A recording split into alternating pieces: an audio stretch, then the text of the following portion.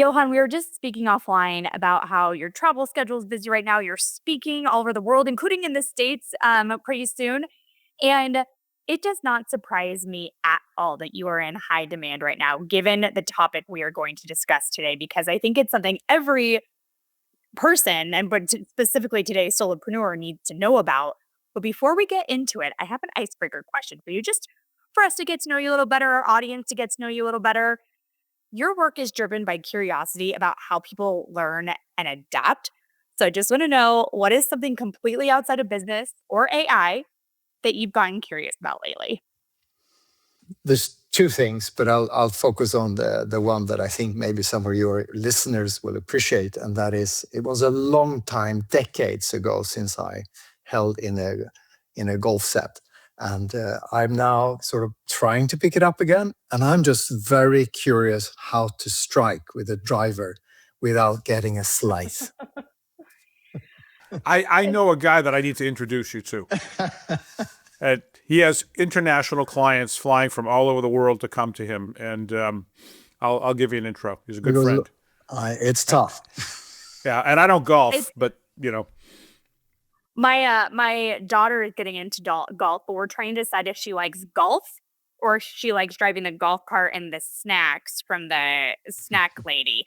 So I don't know which it is, but she's like, it's still part of the golf experience. So we'll see which. Oh, she's either going to be on the PGA Tour or not. I really like the windmill. That's my favorite. The windmill? What's the windmill? Mini golf. Yeah. Oh, I was like, you're saying, okay. That is cool, Fair.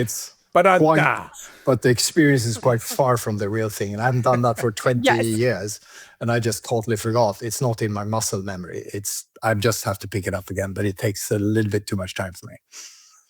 You'll get it. I have no doubt you'll get it. Well, listeners, spoiler alert, we're not talking about golf and mini golf for this entire episode. But if that's your hobby right now, please enjoy it.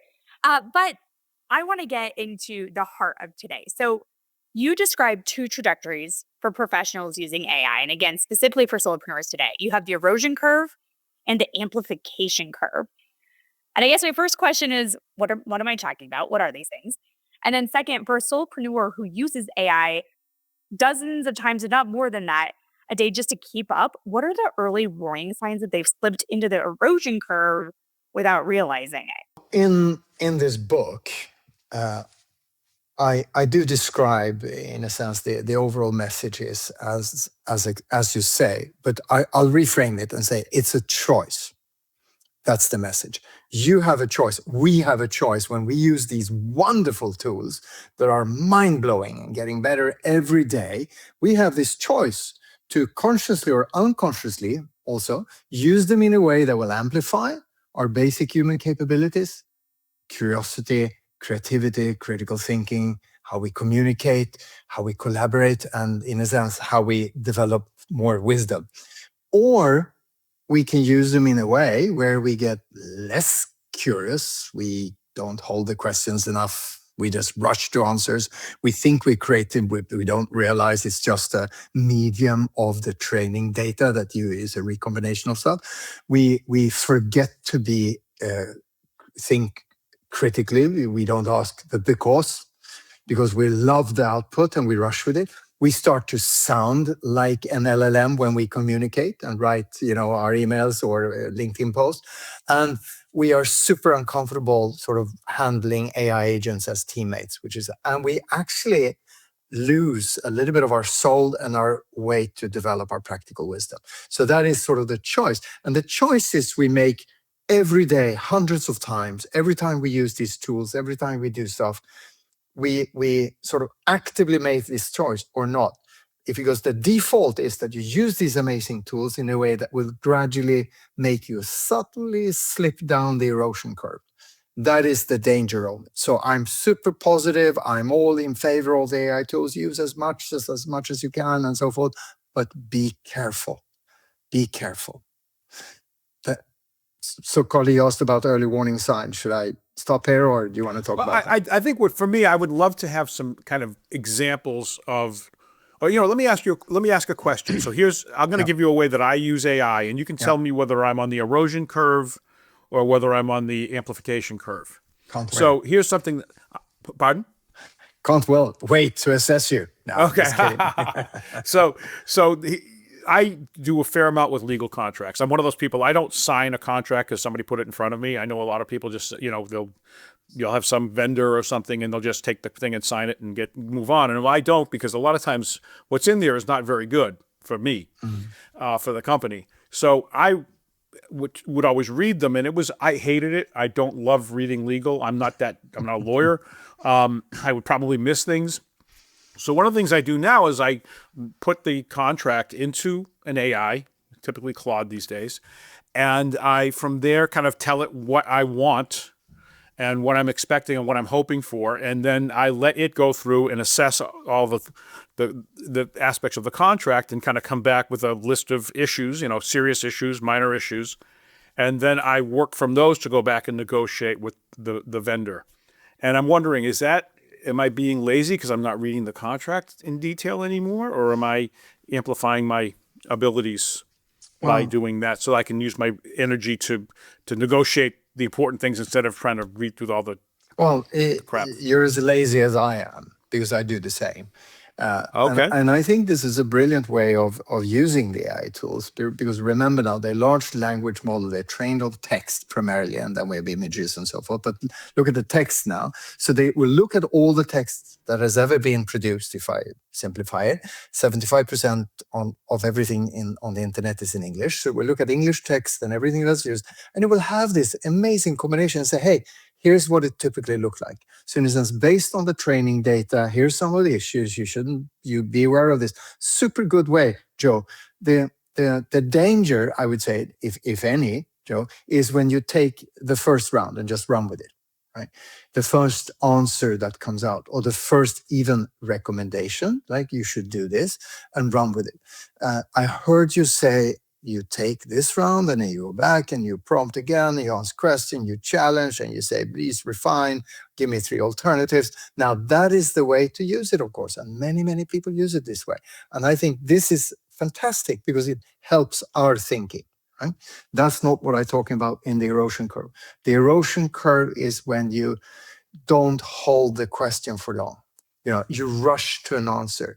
You think that silence is a problem.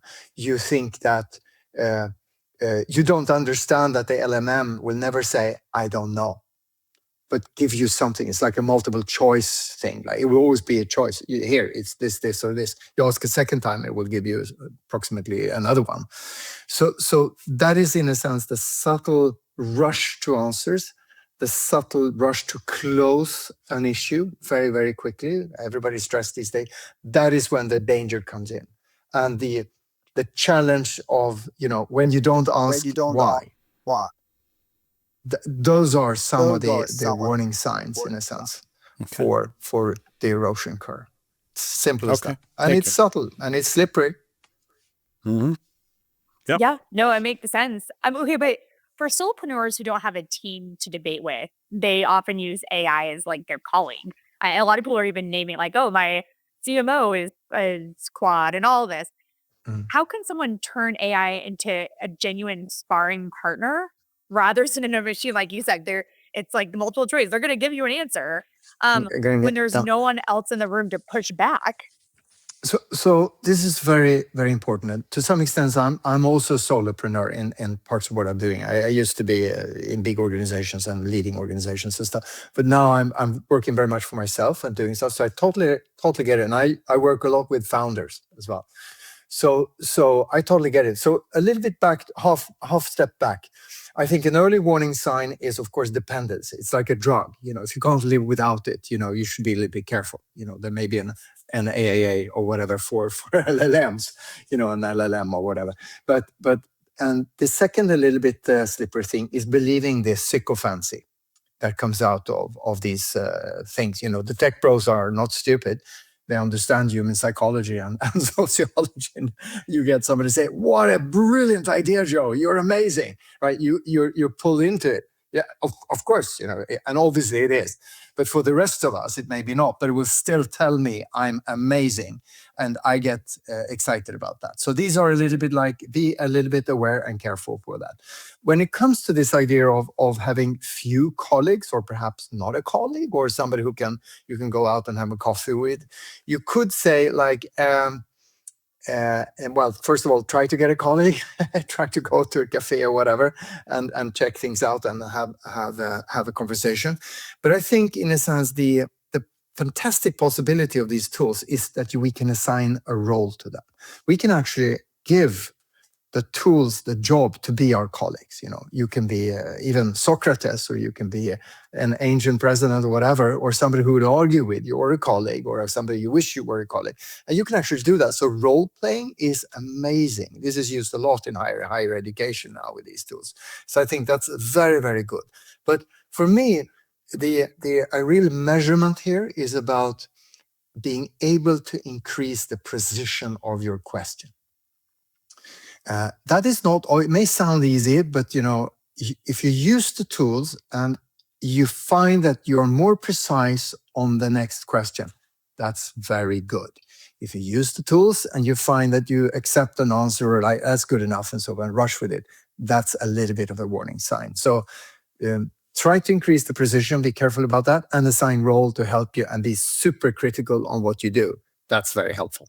Well, and so we're talking so much about like the human aspect and then the AI aspect, and your book identifies five capabilities, that algorithms can't easily replicate. And I'm going to try to remember these, but curiosity, creativity, critical thinking, communication, and collaboration. Those are the five? Yeah.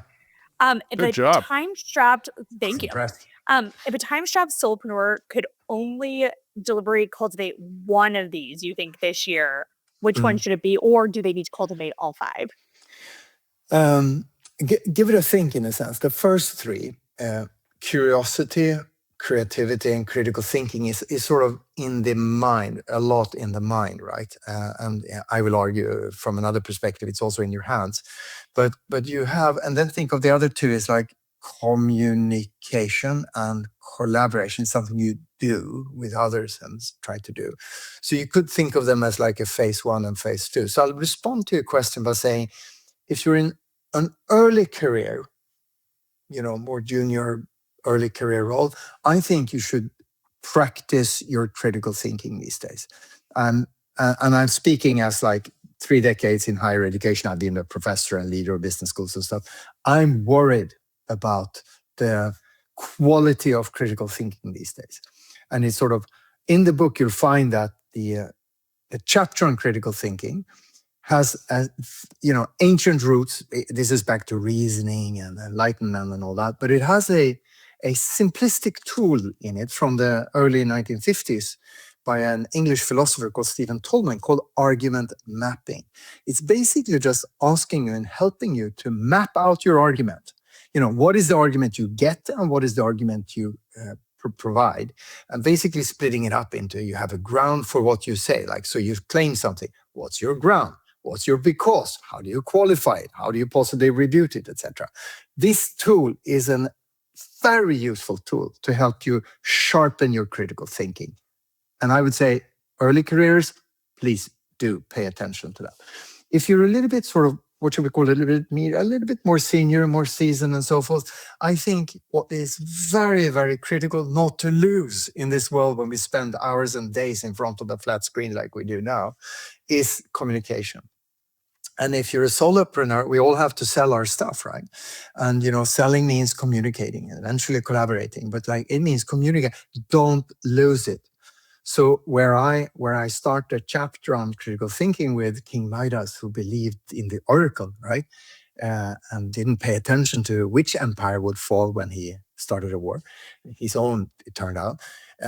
In the communication chapter, I praise Cicero, the famous Roman orator. He was even a consul in 62, I believe, before Christ. This idea of being able to sway an audience with not just what you say, but how you say it, using what the Romans called the elegance of the body. I use even theater tips and tricks in that chapter to tell people, don't forget this amazing, important capability to use your entire corpus, your body in your communication. So you don't believe it's just text you write in an email or a sales proposal. So critical thinking, communication, absolutely vital. Okay, yeah, that makes sense. I had a hunch it was going to be those two, but I had to clarify. Talking to the expert.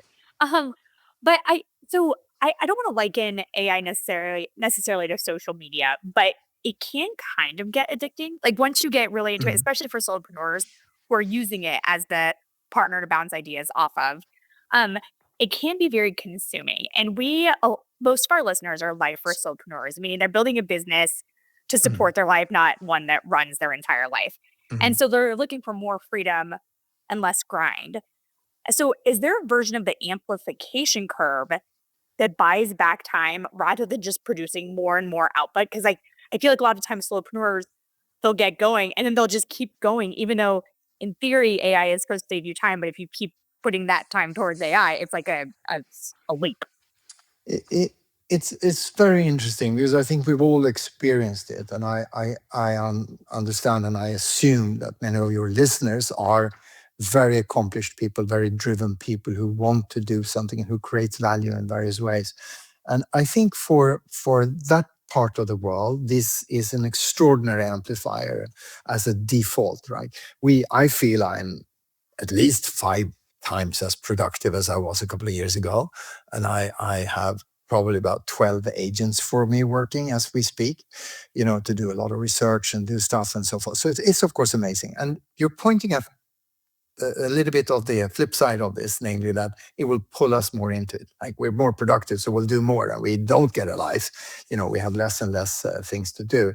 So I do think, in a sense, that we have to be careful with these LLMs not to mistake quantity for quality or depth, because there is a temptation to generate a lot of stuff, reports, white papers, sales proposal, or whatever, as a lot of text. And these are large language text-based models primarily. There's of course imagery and videos as well. They're not large thinking models.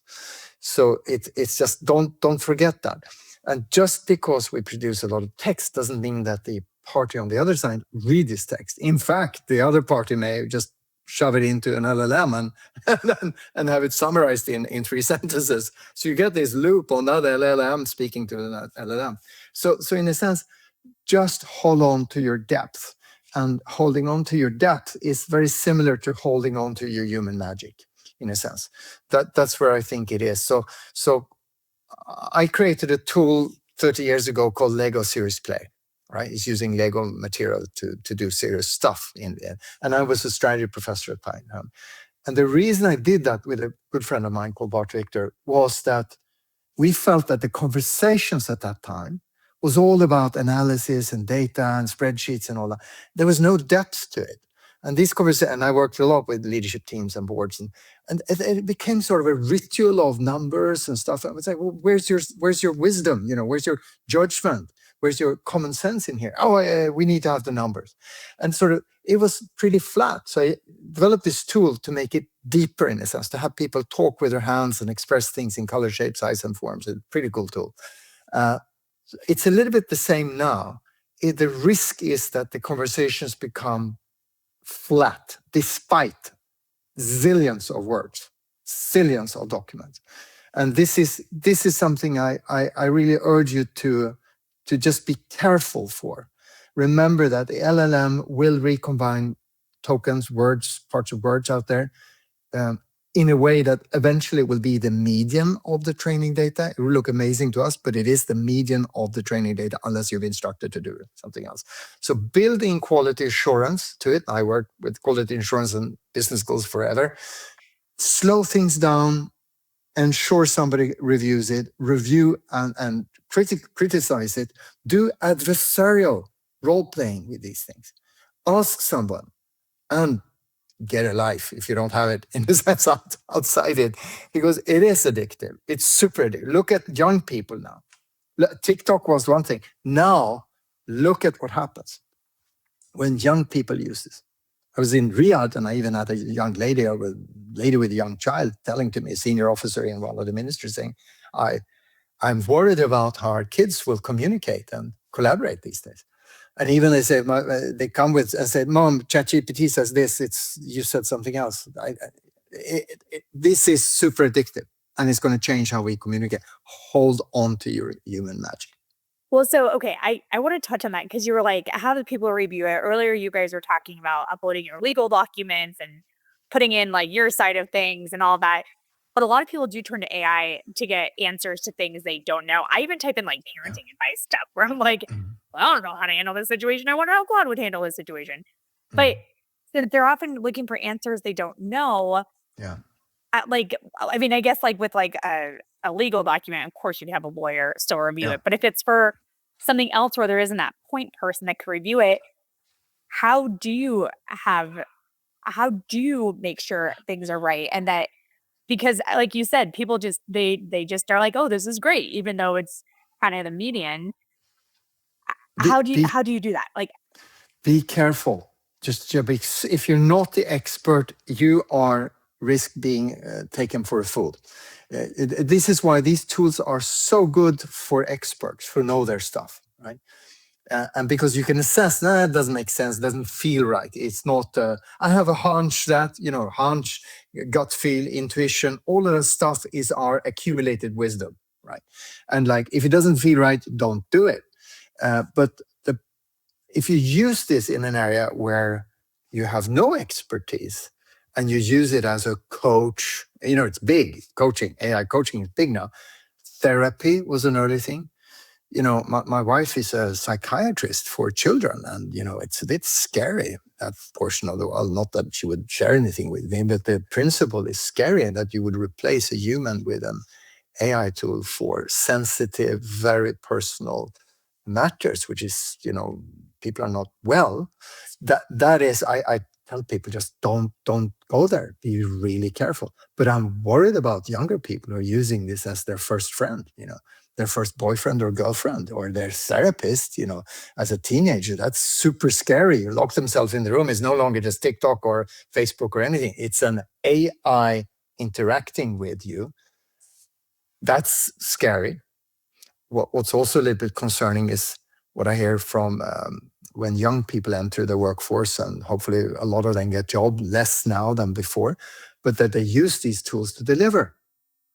And then they deliver amazing. And the boss says, whoa, well, that's good. Great. Go do another thing. And then they deliver it. And then eventually these young people feel, did I really do that? Or was it the AI? So it's almost like you get an imposter syndrome. Like, oh, I didn't really do it. I feel really bad. So it's like, these are some scary psychological and sociologically and anthropological issues that you just have to be a little bit careful with. That's all. So just kind of digging into Carly's question a little more. I guess I'm going to let you critique me again. So when I use AI, I tend to treat it the same way. My wife is a children's book author. That's she's also a child therapist, but she writes children's books. And she goes to these critique groups, and she comes back and she's like, I got all this advice, and it's conflicting. I don't know what to do. And eventually we concluded, you have to just focus on the things that resonate with you. And I've been doing the same thing with AI. So I'll go into AI and I'll say, hey, give me some ideas for whatever. And it'll come back with all this stuff, and I'll look at it, and maybe one thing will resonate. I'll go, ooh. Mm-hmm. And then I'll dig into that and come back around and ignore all the other stuff. And if you do that iteratively, it seems like you get good results that are you and not the average of all of the, the words out there on the internet. And I'm just curious, is that what you would suggest, that approach? Is that good? No, it's nothing strange, Joe. It's like you do what makes sense to you, and I do what makes sense to me, because we're all different. We have all different backgrounds. So if presented with the same thing, we'll interpret it differently. That's, how the world is. And I think there's 4 questions that you should hold on to. 2 of them are particularly important.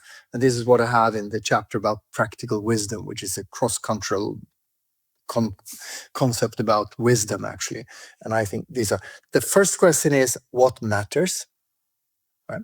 Second question is, what is right? And remember, this is an ethical judgment, right?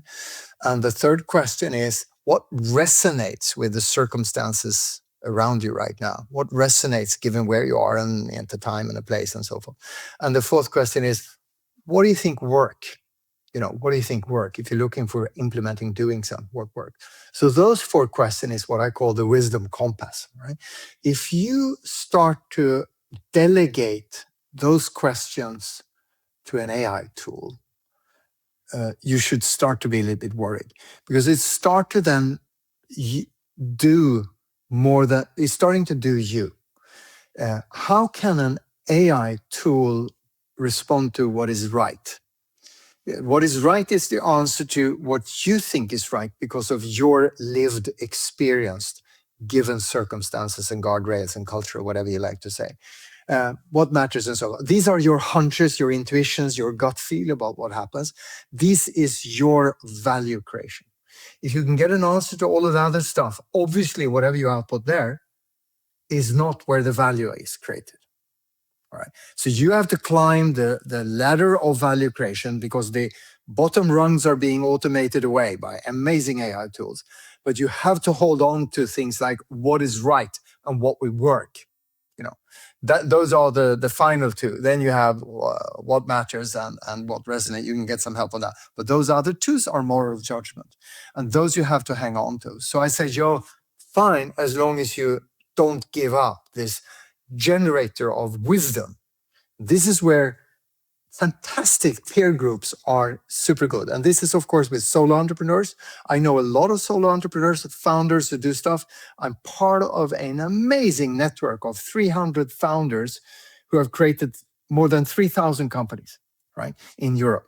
And for me, their meetings is a trust peer-to-peer wisdom engine, because they will bring it up. And there's a particular way of doing it. And they come together and talk about it, and they share, and they're vulnerable, and they get this stuff. These are wealthy people who do it. You can imagine 10 companies here, and they've divested and exited. They don't do it for the money. This is amazing. So hold on to your wisdom engine. And that is these four questions. I mean, I can't think of a better place to stop than saying, hold on to your wisdom engine. Like that is, it's like, but before we do actually stop, I mean, Johan, we could seriously talk to you all day. I think all of this is so fascinating, and I love your perspective that you provide in a world like AI. I feel like everybody seems to have an opinion on it, and you have such a good, perspective. And just, I really appreciate everything that you shared. And before we share where people can find you, we have to ask you, because we ask all of our guests this question: what is your favorite quote about success? Success has many parents. That's the one. Failure, everybody wants to avoid failure, but if you do something and say successful, everybody was suddenly a father or mother of that. I love that. That is a new one, and it's unique, and I so appreciate it. Well, where can people find you if they want to learn more about you, your business, your book? Give us all the links. I'll simplify it. Of course, I'm on LinkedIn as well, but then my name Johan S as in Sierra Roos, because I have a double name. I'm not using all of it.